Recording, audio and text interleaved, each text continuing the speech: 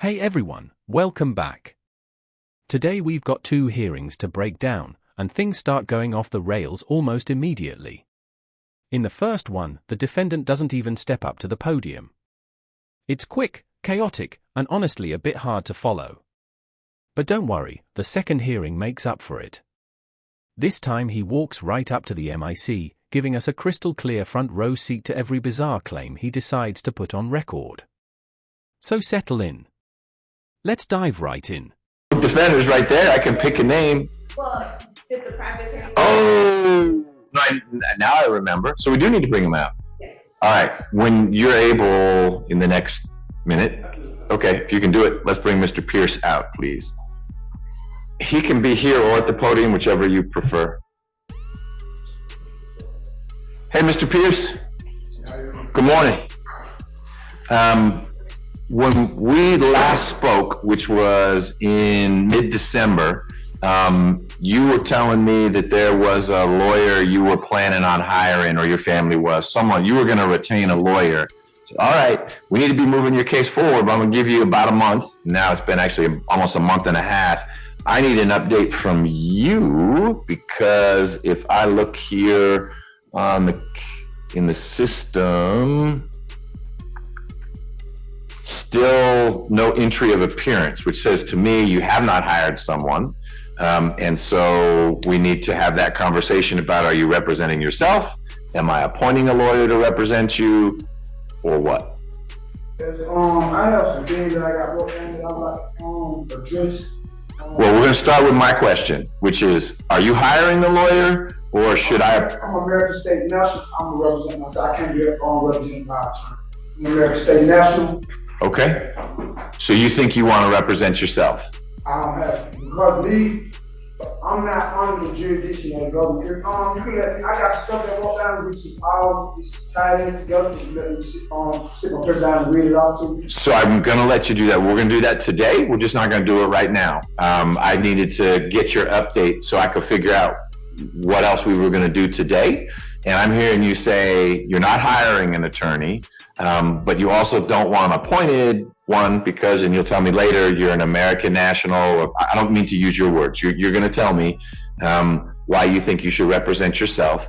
You have a right to represent yourself, but I have to have a conversation about that. And I'll certainly want you right there where I tell you all the reasons why it's a bad idea to represent yourself. But in the end, it's your call. It's not mine. I won't say no. If you say, no, Judge, I get it. I know that I won't have someone helping me on the outside. I won't have someone who knows all about the law this way and that way.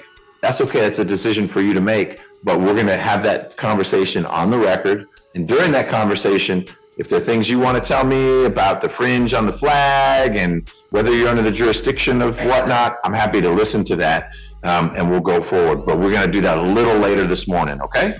All right. Thank you, Deputy, for bringing Mr. Pierce out. We'll get him back out. Hey, Mr. Pierce, I gave you some bad info. I am running into a whole lot of cases that we need to resolve, like people are going to plead guilty. So you and I are still going to have that conversation about you representing yourself and your rights and jurisdiction. Promise you that. We might not fit it in today. And so I didn't want you to be surprised if these gentlemen take you back downstairs. It's not because I'm ignoring you in any way. I will get you back here soon so we can have that very same conversation. You can have all your papers with you. You'll get to be front and center, and we'll talk about all that, okay? Is there a way I can give you a copy of my American State National standing right quick? If it's a copy you don't need anymore, you can leave it with the deputy, and he'll get it to me, okay? I got a copy for the DA, the court clerk, and you. Fantastic. If you leave that with me, I'll make sure it gets to all those people. Okay. All right. I also filed my executive letter. I got it certified mail. And I also filed a pro se ex parte written prohibition to dismiss my case. But it's in the mail right. That wraps up the first hearing. Nothing shocking there, just the usual myth that calling yourself an American State National somehow erases criminal charges. Spoiler, it doesn't. But the second hearing? That's where it gets interesting. The judge carefully explains the serious risks of self-representation, and that's when our soft-spoken sovereign citizen flips the switch. Suddenly it's performance mode. He confidently unveils a so-called billion-dollar fee schedule as if the court is about to panic and surrender. It doesn't. But watching him try? That's something else entirely. Good afternoon, Mr. Pierce. Good afternoon. How are you? Fine. Good. I'm hanging in there. It's been a long day, but I'm sure it's been a long day for you as well. Whoop. Let's get your stuff all situated. Y'all sit down, man. Y'all sit down. Okay, well, you've waved to him, but this isn't a place where we have that kind of conversation. You bet.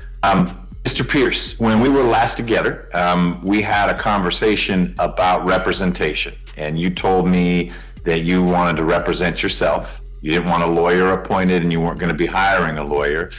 And I said, we can have that conversation. That's an extended conversation, judge and defendant. And I'm ready to do that so that we can move your case forward. Otherwise, you're kind of stuck until we clear that hurdle. You have a right to represent yourself, but I need to make sure that you are knowingly invoking that right and intelligently, which is not me telling you you're not intelligent. I just need to make sure you understand the consequences of self-representation. So that's what I was hoping we could get through today. But I always want to start by saying what is on your agenda so we can see if there's anything else. I'm American State National, and I can't be represented by no attorney. But I have a lot of issues for with me being a national that I wanted to address. You said you were going to let me hear me. You're going to let me address all my issues last time I was here about me being. Well, I did say that, but I said if you're going to address issues, I need to make sure you're representing yourself. Okay, but if we're going to do that, we have to have my conversation first. I'm required by law and by the Constitution to go through a few things to make sure it's appropriate for you to represent yourself. So you can want to do it. Let me pause for a second. What you're seeing here is a classic Faretta hearing, the court's formal process to determine whether someone is competent to represent themselves. It's structured, procedural, and, let's be honest, not exactly thrilling. So I'm trimming out the technical back and forth and focusing on what actually matters, the moments where the cracks start to show and the tone shifts in a way you don't want to miss. Mr. Pierce, please tell me how old you are. 41 years old. How far did you go in school? 11th grade. All right. Did you ever get your GED? Yes, sir. When did you get your GED? 2017. Excellent. Are you able to read English? Yes, sir. Now, I know you can write in English because I got these and you actually mailed me something that Yeah, I wrote you a letter. about 200 pages long. All right, so you can read and write and you can speak English. Have you ever worked before? Yes, I had several jobs. Tell me what kind of work you've done before. I worked for Dollar Tree when I got arrested. I worked there for Airmark. I worked there for the Move Theater in North Carolina. I had my own landscaping business. I had my own record label. I worked at McDonald's, Burger King. You've had a bunch of jobs. Got it. All right, that's helpful to know. I appreciate you sharing that. Have you gone to law school? I haven't gone to law school, but I have practiced, not practiced, I've been studying law. You've been studying the law. Tell me how you studied that. Just reading, researching different case laws, sending out different statutes and codes and things of that nature. Sure. Has all of your legal study been while you've been in jail, or have you also done legal study when you were out? Both in and out. Okay, got it.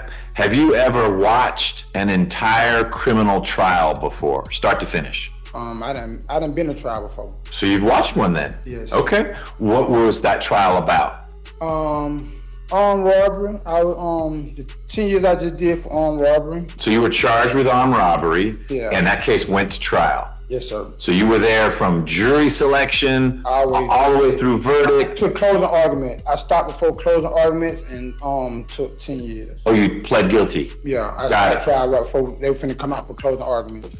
So you've seen 95% of a trial. Yes, sir. All right.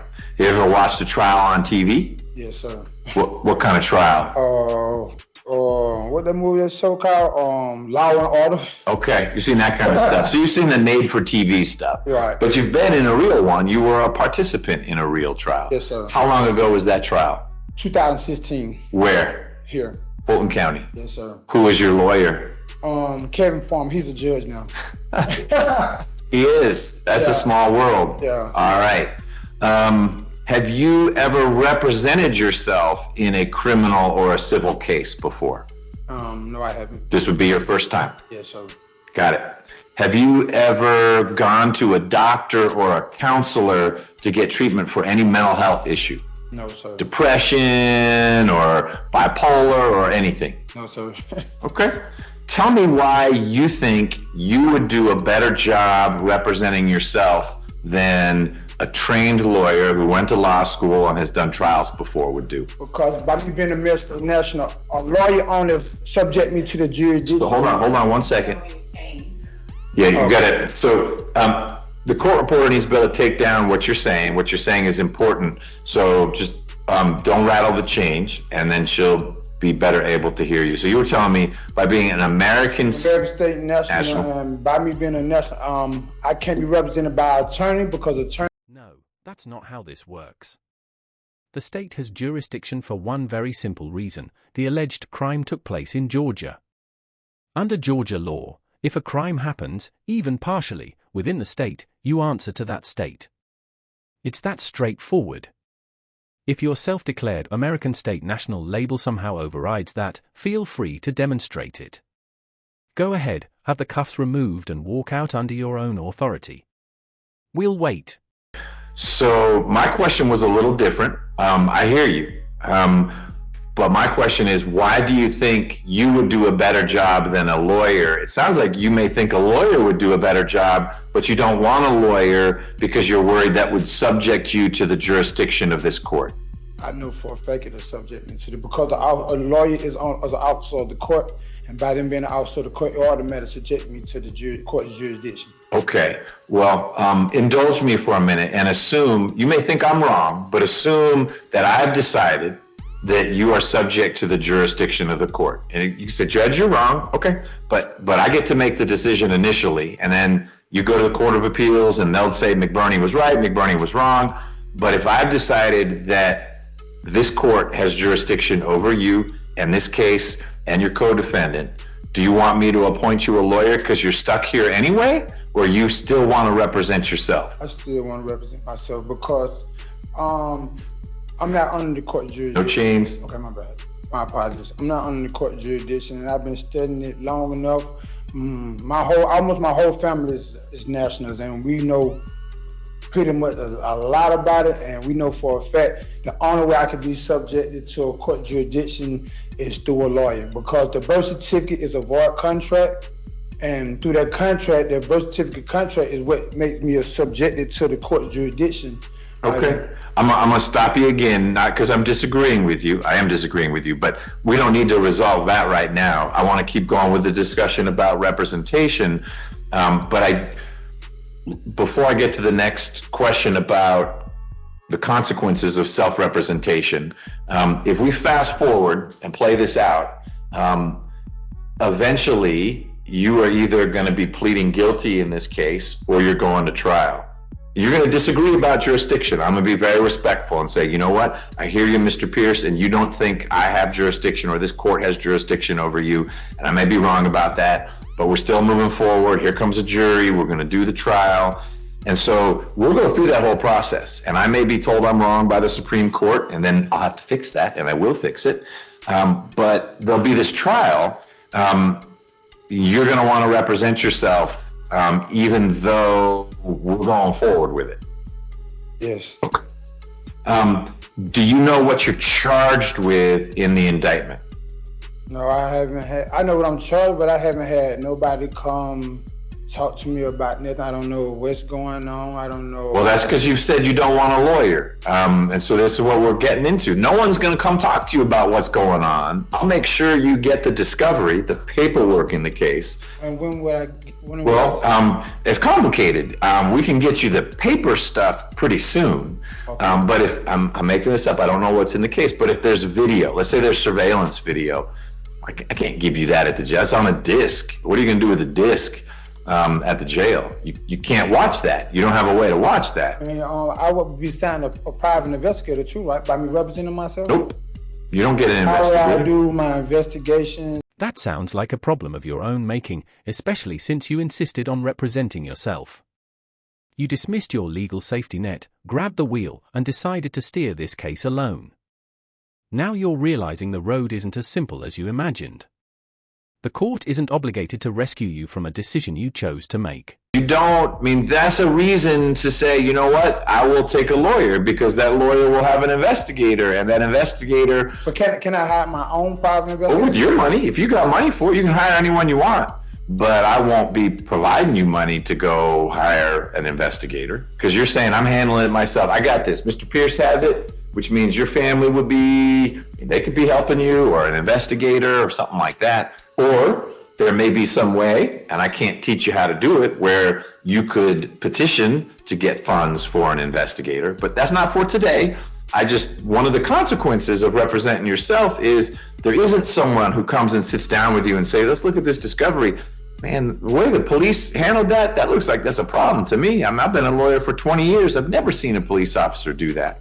That's something a lawyer could tell you after he or she reviewed all the discovery. And you won't get you're not a dummy. You could look at it and say, hey, this looks suspect, but you'd be making that decision without a lawyer helping you think about it if you represent yourself. Do you understand that? Yes, sir. Okay. But you seem concerned that someone hasn't already come to the jail to talk to you about what's in the I'm indictment. not concerned. I was just, Okay. wasn't informed on it. I Right. know I was supposed to get a discovery package at least, or Well, not maybe yet. report an indictment or something. You will get it if in the end you convince me that I should let you represent yourself, then you will get all that stuff. But no one should have given you anything yet because we're on hold. Is he going to have a lawyer? Then we give the discovery to the lawyer who works with you on that. Or is he representing himself? Then we give the discovery to Mr. Pierce. And right now you're saying, I want to represent myself. And if we get through this conversation, then you'll start getting discovery. Let me tell you what you're charged with in the indictment. Count 1 charges you with murder, and it alleges that you and Mr. Baker shot and killed Samuel Curtis Harris Jr. That's count 1. Counts 2, 3, 4, 5, and 6 are all, and 7 and 8 are all what we call felony murder, which is you and Mr. Baker caused the death of Mr. Harris by being involved in a different crime: attempted robbery, armed robbery, aggravated assault, being a convicted felon, and having a firearm. Although that's just Brandon Baker. Brandon Baker apparently was a convicted felon at the time of this murder, and the murder was in February of last year. Oh, you are too. There you are. So you had a felony conviction as well. You and Mr. Baker are charged with attempted robbery, and the allegation is, and again, these are just allegations. It's not proof of anything, but it's letting you know what you're charged with and what you'll need to defend against. Okay. But the attempted robbery allegation is that in February of 2024, you and Mr. Baker approached Samuel Curtis Harris Jr. on foot on Mitchell Street, right near here, with the intent to take his property. Count 10 charges you and Mr. Baker with armed robbery, saying, in fact, by using a gun, you took his property. In fact, what you took from him was a firearm. Count 11 charges you both with aggravated assault for shooting Mr. Harris. 12 is possessing a gun in connection with these crimes that I talked about. Same with 13. 14 is just Mr. Baker. 15 is you. And it says that on that date you had a firearm, but you were a convicted felon because back in 2010 you got convicted of something in Clayton County. And also you got convicted of something here in Fulton County in 2016. I guess that's your robbery you were talking about. Yeah. So the thrust of it is, the allegation is you and Mr. Baker robbed Mr. Harris and shot him, and he died as a result of that. That's what you're charged with. Today is not the day to say, I didn't do it, it was self-defense, I wasn't there. That's your defense for another time. That's what you're charged with. So, Because I have it now? pardon me? How many counts I have it now? It is, Because I came here having 6 charges. it's about 12 charges, but a lot of them overlap. 1 count of murder, several felony murder counts, because each of those other things I mentioned, the attempted robbery, the armed robbery, the aggravated assault, that creates a felony murder count. And then you've got a couple charges, all for possessing the same gun, but because of your criminal history, it can be charged in different ways. But they got me charged with 3 different possession charges? One for possession of a firearm during the commission of a felony, and then 2 possession of a firearm by convicted felon, because you have a serious violent felony, your armed robbery, that leads to one type of possession charge, and the other, you've got this escape conviction out of Clayton, and that supports a different type of charge for possession. And what that charge is? It's possession of a firearm by a convicted felon, but it's a different type of convicted felon. I got 2 possession of firearms. You do? Yep. And those may not be good charges. I don't know. That's what you would talk to your lawyer about, or that you'd research on your own if you're representing yourself. All right. All right. Do you understand what the penalties are for these charges? Yes. You understand that for this murder charge, you could be sentenced all the way up to life without parole, meaning you would die in prison. Yes. Same with all the felony murders. Yes. You understand that they'd all merge. You can't get more than 1 life sentence for the murders. Say it again? You cannot get more than 1 life sentence for the murders. You understand that? Mm-hmm. They'd all merge together.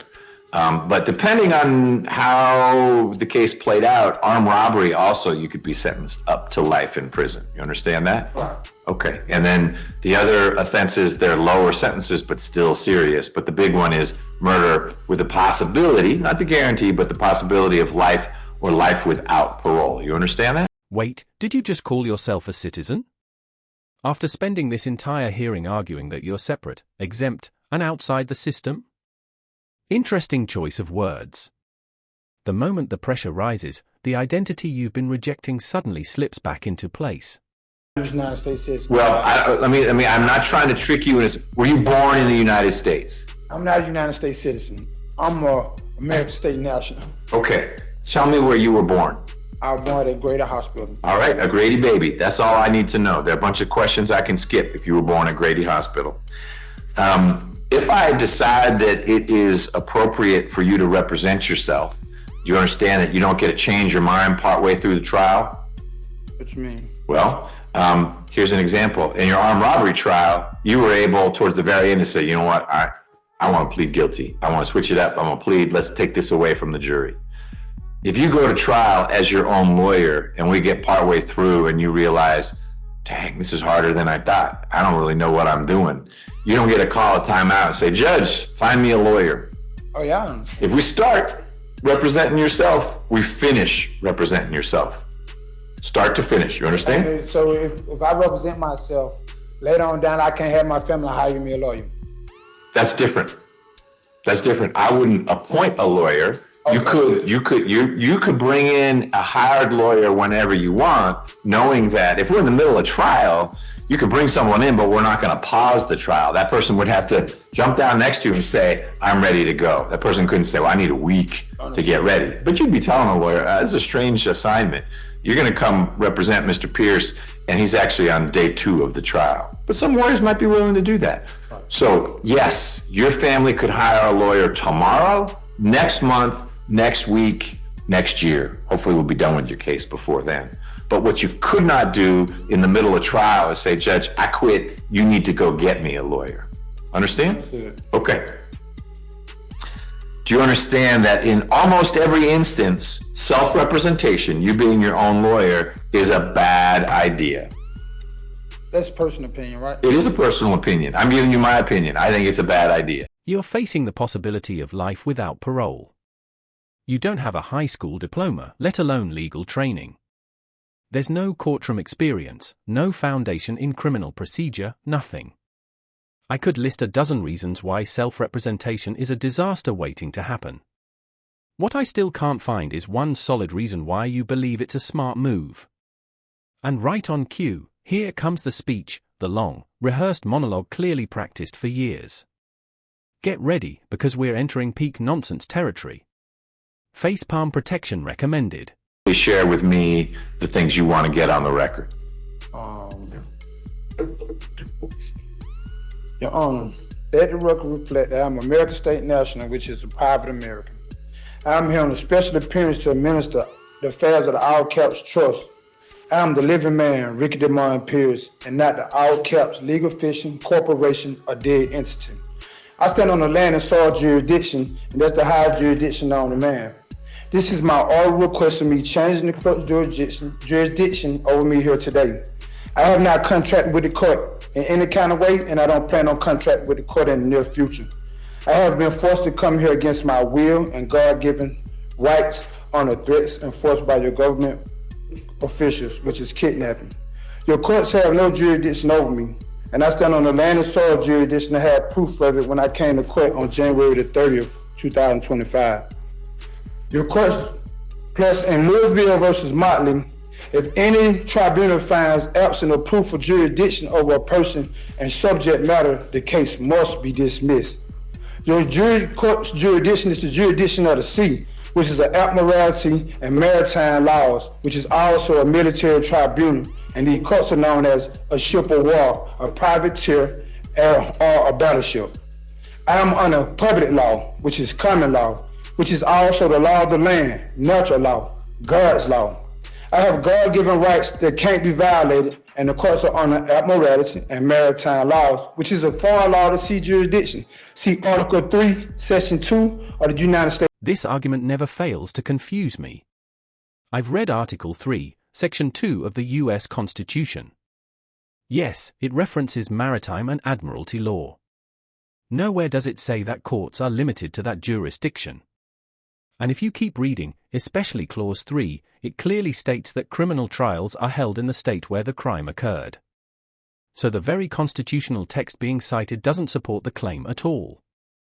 In fact, it completely dismantles it. People live there on the dead persons, legal fictions, corporations, and dead entities, because all cities are considered dead entities, which is another reason why you have to dismiss this case, because the living cannot be judged by the dead.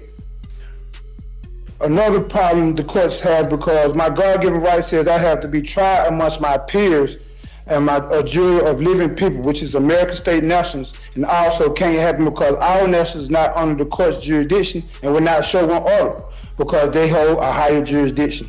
In the original Constitution, Section 3, Article 3, Section 2 states that the United States, the corporation judicial power is under Admiralty and Maritime jurisdiction.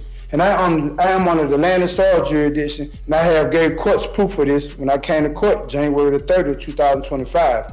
I also mailed off my executive letter, the notice that President Trump sent out January the 4th of this year, letting all patriots know that these laws have been dissolved due to breach of oath, due to fraud and breach of oath for office. And I also mailed off a copy of my certified mail.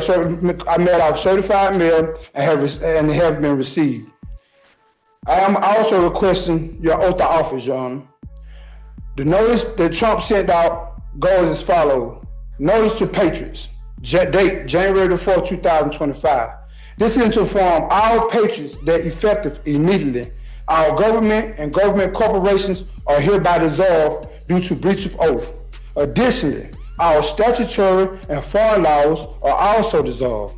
The only legal framework that remain in effort are constitutional law as outlined in Article 61 of the Magna Carta and established common law. This directive is especially for corporate bodies and government workers. Any government corporate body, including police, judges, lawyers, and any individuals operating in these capacities must cease operation immediately. Those who continue to operate after this notice will be liable for prosecution for fraud and breach of oath. It is imperative that all government workers comply with this directive. Failure to adhere may result in serious consequences and even include. You can hold on to the fantasy that some last-minute savior is going to appear, or you can accept reality. There's no rescue team waiting in the wings. No miracle reversal at the 11th hour. The sunrise you're hoping to walk out and see freely again? That's not promised. Belief is optional. Consequences aren't. Penalty of perjury under public law of the United States of America that does your government from without the United States of America, the de facto government, and without the United States of America, the corporation territories. I reject, renounce, and remove all powers of attorney granted to me or issued under my name prior to this day. My birth certificate was the only contract that subjected me to these laws, but the birth certificate contract is void because I was only a minor and had no knowledge of this contract when it was constructed, which makes this contract void, which means the court lacks subject matter jurisdiction over me. I am no longer an employee of the government, which is the corporation government. I declare on the penalty of perjury, on the public law of the capital T, United States of America, the de jure government, that I reject, renounce, and remove any and all alliance to any king or prince, any foreign state, any foreign government or flag. I declare on the penalty of perjury on the public law of the United States of America, the de jure government, that I have never knowingly, wittingly, or voluntarily pleaded myself to any incorporated entity at all, but including but not limited to any incorporated church, synagogue, mascot, or temple. I declare on the penalty of perjury on the public law of the United States of America, the de jure government, that I have never knowingly, wittingly, or voluntarily pleaded myself of any foreign state, foreign sovereign, or separated myself from my birthright political status as American state national. I declare, publish, and affirm on the penalty of perjury on the public law of the United States of America that I am a lawful inheritor, acting with full rights and authority, responsibility, and honor now and always while my tenure on earth shall last. I, the living man, Ricky DeMond Pierce, affirm and declare that I have returned to my lawful birthright political status as a Georgian, and I have copyrighted and trademarked the all caps name, which is a trust and not the living me. I have occupied my executive office and never gave the courts any permission to use the all caps name, which is fraud. I have over 40 violations that the courts have committed upon me and my God-given rights as American state national. And I have counted over $800 million in violations over the time that I have been incarcerated at Fulton County Jail these 150 plus days, and it's only adding up as I sit in Fulton County Jail against my will and consent. Oh, perfect. Now the government supposedly owes him $800 million. And of course, he brought his homemade fee schedule as proof. Because nothing says airtight legal strategy like imaginary invoices and monopoly money math. This is why sovereign citizen cases are endlessly fascinating. They're completely serious, and that's what makes it impossible to look away.